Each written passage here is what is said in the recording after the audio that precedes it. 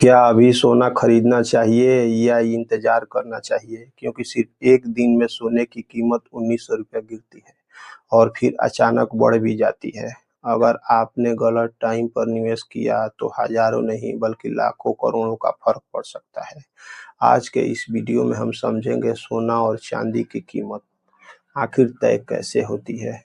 अभी जो उतार चढ़ाव हो रहा है उसके पीछे असली वजह क्या है, और सबसे ज़रूरी चीज़, आपको अभी खरीदना चाहिए या रुकना चाहिए। वीडियो पूरा देखना, क्योंकि आखिर में मैं आपको एक सिंपल स्ट्रेटजी दूंगा जो हर इन्वेस्टर को पता होनी चाहिए। सबसे पहले ताज़ा रेट समझ लेते हैं। दिल्ली में 24 कैरेट सोना करीब 1,44,870 रुपया प्रति 10 ग्राम चल रहा है, जबकि 22 कैरेट सोना 1,32,810 रुपये के आसपास है। यही सोना मुंबई में, चेन्नई में और कोलकाता में भी लगभग यही रेट है। लेकिन ट्विस्ट यही है, एक दिन पहले सोना करीब 1900 रुपया गिर गया था और फिर से तेजी दिख रही है। चांदी की बात करें तो इसकी कीमत लगभग 2,39,900 रुपये प्रति किलो के आसपास है, लेकिन इसमें हाल ही में ही भारी गिरावट भी देखी गई। तो सवाल ये है कि क्या ये उतार चढ़ाव आखिर हो क्यों रहा है। सबसे पहला बात ये जाने, सोने की कीमत सिर्फ इंडिया में ही नहीं बल्कि पूरे दुनिया के मार्केट में तय होती है। तीन बड़ी चीजें इसे कंट्रोल करती है। पहला, इंटरनेशनल मार्केट। दुनिया में सोना डॉलर में ट्रेड होता है। अगर पूरा दुनिया में डॉलर सोना में ट्रेड होगा तबे न अंतर्राष्ट्रीय कीमत बढ़ती है, तो भारत में कीमत बढ़ती है। दूसरा, डॉलर वर्सेज रुपीज। अगर डॉलर मजबूत होता है तो और रुपया कमजोर होता है तो भारत में सोना महंगा हो जाता है। तीसरा, डिमांड सप्लाई। शादी का सीजन, त्योहार, डिमांड बढ़ती है, कीमत बढ़ती है। मतलब सोना सिर्फ एक धातु नहीं बल्कि ग्लोबल इकोनॉमी का मिरर है। अब समझते हैं कि 1900 रुपये का गिरावट क्यों आई और फिर तेजी से क्यों हुई। Profit booking. जब कीमत बहुत तेजी से बढ़ती है तो लोग बेच देते हैं, इससे गिरावट आती है।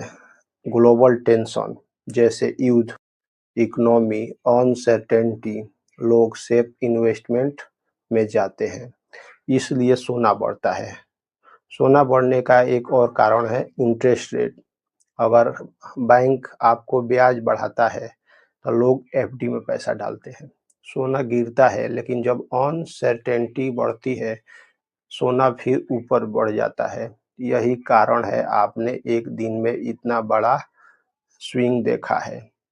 स्विंग देखने का एक कारण और है। अब सवाल है, सोना और चांदी में क्या फर्क है। सबसे पहला, गोल्ड ज़्यादा स्टेबल टर्म इन्वेस्टमेंट होता है, इसमें रिस्क भी ज़्यादा है नहीं है। सिल्वर ज़्यादा इंडस्ट्रियल यूज तेजी से हो रही है, इसमें ज़्यादा गिरावट भी ज़्यादा होती है, इसलिए बिगिनर्स के लिए सोना ज़्यादा सेफ माना जाता है। अब सबसे इम्पोर्टेंट सवाल, अभी खरीदे या नहीं। अगर आप शॉर्ट टर्म प्रॉफिट चाहते हैं तो अभी मार्केट रिस्की है। अगर आपको लॉन्ग टर्म इन्वेस्टमेंट जैसे 3 साल, 5 साल, 8 साल या 10 साल सोच रहे हैं तो गिरावट में थोड़ा थोड़ा खरीदना सही स्ट्रेटजी है। इसे कहते हैं बाई ऑन डिप। मतलब एक साथ पैसा लगाने के बजाय धीरे धीरे निवेश करना। एक सिंपल स्ट्रेटजी समझिए, हर महीना थोड़ा थोड़ा गोल्ड खरीदते रहिए, जब जब कीमत बढ़े तो थोड़ा ज़्यादा खरीदे। पैनिक में कभी मत बेचो, और सबसे ज़रूरी, अपना पूरा पैसा सोने में मत डालो। डाइवर्सिफिकेशन ज़रूरी है, कुछ पैसे गोल्ड, कुछ एफडी या कुछ म्यूचुअल फंड में पैसा डालते रहिए। लोग तीन बड़ी गलतियां करते हैं। अचानक तेजी देखकर खरीद लेते हैं, गिरावट में डरकर बेच देते हैं, बिना समझे इन्वेस्टमेंट करते हैं। यही याद रखो, मार्केट में पेशेंस ही असली पावर है। आने वाले समय में क्या होगा, अगर ग्लोबल और अनसर्टेनिटी सोना बढ़ेगा। अगर इकोनॉमी स्टेबल रही तो कीमतें साइडवेज चल सकती है। कीमत जरूरी है साइड का, यानी लॉन्ग टर्म में सोना जनरली ऊपर ही जाता है, लेकिन शॉर्ट टर्म में उतार चढ़ाव ज्यादा रहता है। तो अब आप समझ चुके हैं कि सोने की कीमत क्यों बदलती है और आपको कब खरीदना चाहिए। अगर आप इन्वेस्टमेंट बनना चाहते हैं तो नॉलेज ही आपको सबसे जरूरी है, नॉट इमोशन। ऐसे ही आसान और पावरफुल एक्सप्लेन के लिए फाइनेंस नागेश को सब्सक्राइब कीजिए।